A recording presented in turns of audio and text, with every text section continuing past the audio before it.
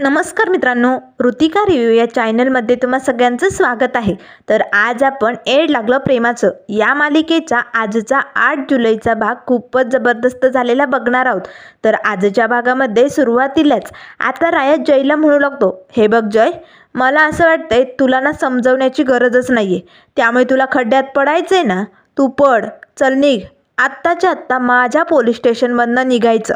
तेव्हा जय म्हणू लागतो, हौस नाही मला, जाणारच आहे मी, तू सांगायची गरज नाही असे म्हणतात जय तिकडनं निघून जातो. त्याच वेळेस आता ही साहेब हसतच म्हणू लागते, शेखावत, आज मस्त फुकटचा ड्रामा बघायला भेटला ना, लय मज्जा आली असे म्हणतात. साहेब लगेच रायाजवळ येते. राया भोसले, मग कशी वाटली माझी सुरुवात?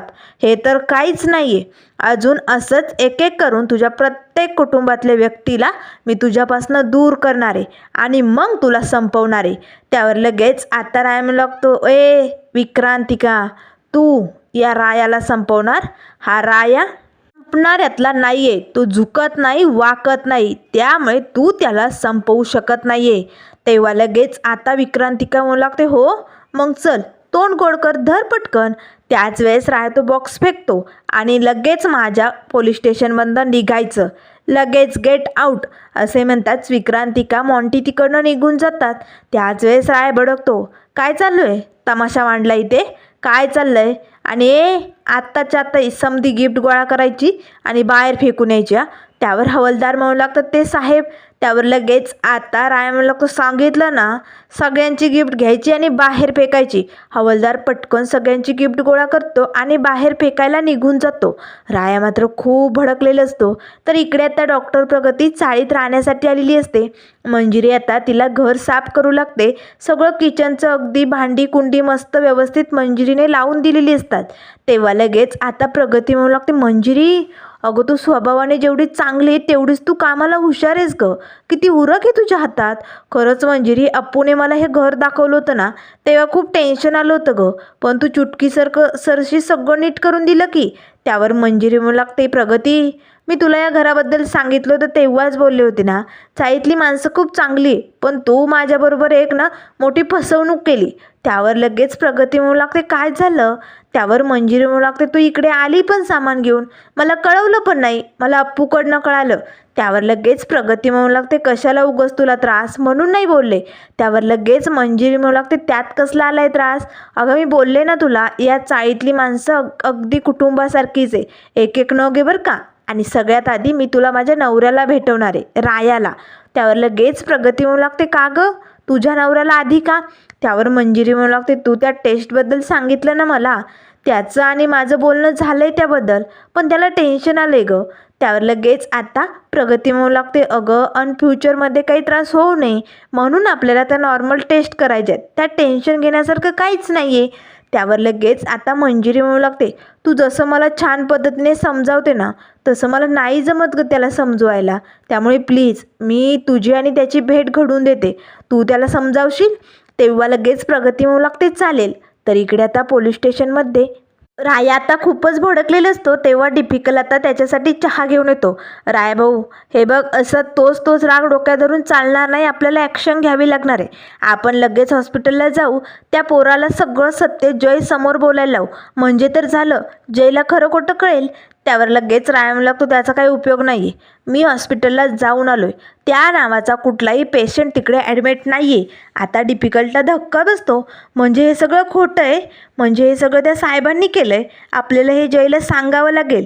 त्यावर राया म्हणू लागतो, काही उपयोग नाही आहे, जयला त्या रस्त्याने जायचं आहे ना, त्याला खड्ड्यात पडायची सवय झाली ना, मग पडू दे, त्याला खड्ड्यात पडू दे, मी तर याची वाट बघतोय, त्याला कधी खरं कळतंय मग त्याची अवस्था बघायची. मला आता त्याला काही समजायचं नाही आहे, त्याला जे करायचं आहे ते करू दे, मला आता त्याला समजवण्याची गरजच वाटत नाही आहे, त्यामुळे तू मला फोर्स करू नको असे म्हणत राया तिकडनं निघून जातो. तर त्यानंतर इकडे आता शशिकला घरी आलेली असते. घरी आता सत्यनारायणाची पूजा झालेली असते. शशिकला पटकन आता नमस्कार करते. तेवढ्यात जय आणि गार्गी येतात. दोघे अगदी नटून थटून पूजेसाठी तयार झालेले असतात. त्यावर शशिकला म्हणू लागते, जय, झाली ना व्यवस्थित पूजा, पण मंजिरी आणि राया इथे दिसत नाही आहे. गार्गीला मात्र राग येतो, कशाला हवेत ते राया आणि मंजिरी, या बाईला सारखा त्यांचा पोळका. दुसरं हिला काही दिसतच नाही असे म्हणत गार्गी आता रागाने शशिकलाकडे बघते. त्यावर लगेच शशिकला म्हणू लागते, अरे ते पाहिजेत ना इकडे, ते कुठे आहेत? त्यावर जय म्हणू लागतो, कशाला हवे ते इकडे? बरं झालं ते नाही आलेत, मला त्यांची तोंडसुद्धा बघायची नाही. मला माझ्या आयुष्यात आता त्यांना इंटरफेअर करायचंच नाही आहे.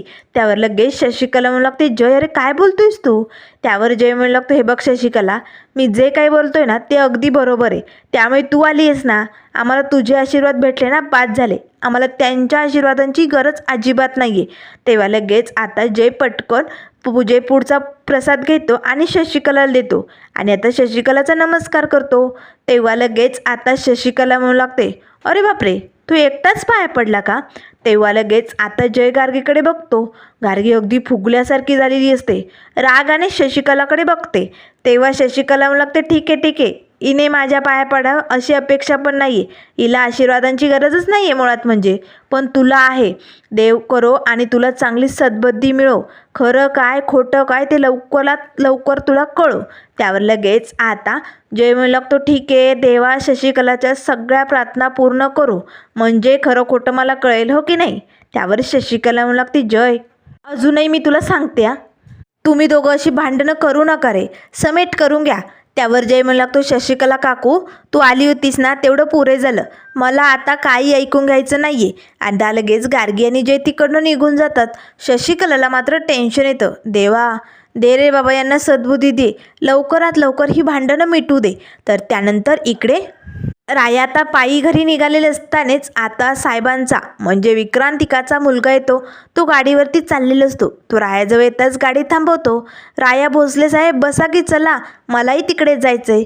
त्यावर राया म्हणू लागतो, मला तुझ्या लिफ्टची गरज नाही आहे, मी माझा स्वतः पायाने जाऊ शकतो. त्यावर लगेच आता विक्रांतिकाचा मुलगा म्हणू लागतो, साहेब असं काय करताय? तुम्ही जर माझी लिफ्ट घेतली नाही तर मला असं वाटेल की तुम्ही मला माफ केलंच नाही आहे. त्यामुळे प्लीज साहेब चला ना. त्यावर राय म्हणू लागतो, तू आज मला लिफ्ट देशील आणि उद्या त्या बदल्यात काहीतरी काम करून घेशील, अशी लोक आहात तुम्ही. मी चांगलंच ओळखतो तुझ्या आईला, त्यामुळे मला तुझी लिफ्ट नको आहे, चल निघ. तेव्हा लगेच आता विक्रांतिकाचा मुलगा म्हणू लागतो, साहेब तुमचा काहीतरी गैरसमज झाला आहे. मुळात म्हणजे ना मला माझ्या आईसारखं या राजकारणात पडायचंच नाही हो, पण एक केवळ चांगला माणूस, तुम्ही खरंच खूप चांगले आहात म्हणून मी तुम्हाला लिफ्ट देतोय, पण तुम्ही घेत का नाही आहात? चला ना प्लीज. त्यावर राय म्हणू लागतो, मुळात म्हणजे ऐक, अनोळखी व्यक्तीशी मी जात नाही, त्याच्या गाडीवर मी बसत बी नाही. तुझा आणि माझा काय संबंध आहे? तू माझा मित्र आहे का? सांग ना. त्यावर लगेच विक्रांतिकाचा मुलगा हात पुढे करतो, चालेल मला तुमच्याशी मैत्री करायला नक्कीच आवडेल, करूया ना आपण मैत्री. तेव्हा राया म्हणू लागतो, एक गोष्ट ऐक, माझ्या मैत्रीचा एक वसूल आहे. एकदा का हात धरला, हा राया आयुष्यभरासाठी त्याचा हात सोडत नाही. पण माझ्या मैत्रीत गद्दारी, धोकेबाज अशी माणसं अजिबात मला आवडत नाही आहे.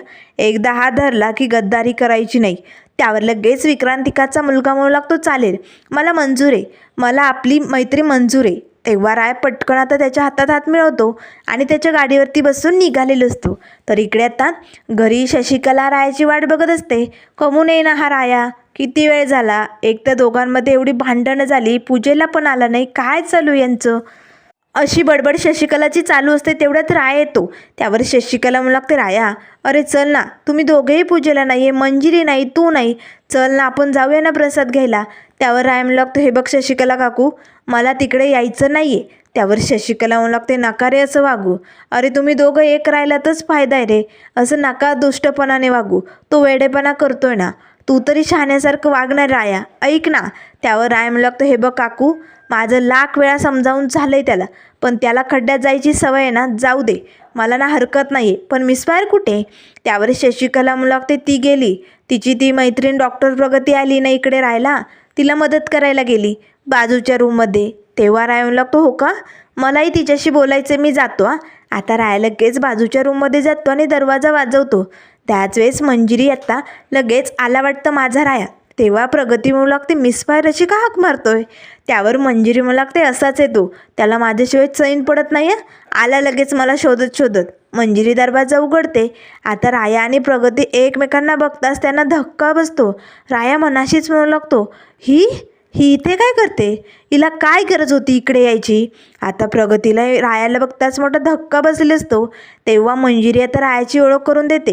हा माझा नवरा, अगदी हुशार, समजूतदार आणि इतरांची मदत करणारा, आणि आत्ताच तो पोलीस ऑफिसर झालाय बरं का.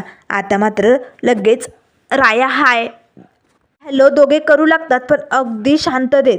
त्यावर मंजिरी म्हणू लागते, राया अरे असं काय करतोय? बोल ना डॉक्टर प्रगतीशी. अरे ही माझी मैत्रीण आहे, वयाने लहान आहे पण खूप हुशार आहे, आणि त्या ट्रीटमेंटबद्दल मला हिनेच सांगितलं आहे. तेव्हा राया म्हणू लागतो, बरोबर मिसवायर तुझं चालू दे, मी जातो. राया तिकडनं निघून जातो. आता मात्र मंजिरीला धक्का बसतो. हा काहीच का न बोलता तिकडे का निघून गेला? तेवढ्यात मंजिरीचं लक्ष प्रगतीकडे जातं. तिचाही चेहरा अतिशय भडकलेला असतो. तेव्हा लगेच मंजिरी म्हणू लागते, प्रगती अगं काय झालंय? त्याच वेळेस डॉक्टर प्रगती म्हणू लागते, मंजिरी मला अर्जंट ना हॉस्पिटलला जावं लागेल, प्लीज आपण नंतर बोलूया. तेव्हा मंजिरी म्हणू लागते, ठीक आहे तू आवर आणि जा, मी जाते. मंजिरी तिकडनं घरी निघून जाते. पण या दोघांना काय झालं? असे का वागत होते हे दोघं? असे प्रश्न तिच्या मनात उभी राहिलेले असतात. तर त्यानंतर मित्रांनो पुढील भागामध्ये आपल्याला बघायला मिळेल, डॉक्टर प्रगतीच्या वॉलेटमध्ये आता रायाचा फोटो असतो. तो फोटो ती बाहेर काढते, चुरगळते, राया तुझ्याबद्दल माझ्या मनातल्या एका कोपऱ्यात एक जागा होती, पण ती जागा आज तू संपवली, त्यामुळे आता मी तुला सोडणार नाही, असे म्हणताच तिने त्या फोटोचे तुकडे केलेले असतात. तर इकडे मंजिरी आणि राया जेवायला बसलेले असतानाच मंजिरी म्हणू लागते, राया तुला एक विचारू, डॉक्टर प्रगती आणि तू एकमेकांना ओळखतात का?